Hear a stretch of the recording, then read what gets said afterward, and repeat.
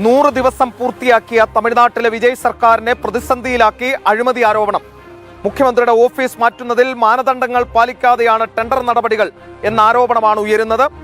5.5 കോടിയുടെ ടെൻഡറിൽ അഴിമതി ആരോപിച്ച് DMKയും BJPയും രംഗത്തു വന്നത് TVK സർക്കാരിനെ പ്രതിരോധത്തിലാക്കുന്നു. ജോസഫ് വിജയ് കൈയിട്ട് വാരുമോ എന്ന് ഞങ്ങൾക്കറിയില്ല.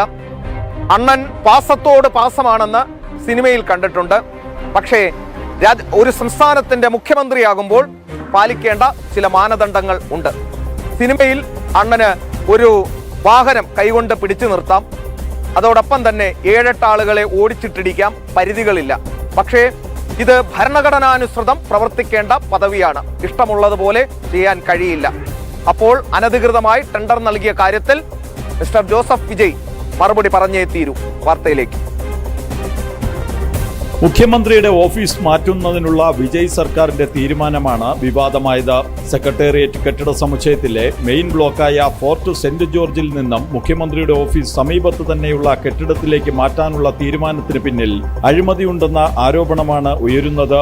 മുഖ്യമന്ത്രിയുടെ ഓഫീസിലെ സ്ഥലപരിമിതി പരിഹരിക്കാനാണ് ഓഫീസ് മാറ്റമെന്നാണ് TVKയുടെ നിലപാട്. അതേസമയം ഇതിനായുള്ള ടെൻഡർ നടപടികളിൽ മാനദണ്ഡങ്ങൾ പാലിക്കാതെ പൊതുഖജനാവിന് നഷ്ടമുണ്ടായെന്ന ആരോപണമാണ് BJPയുടേത്.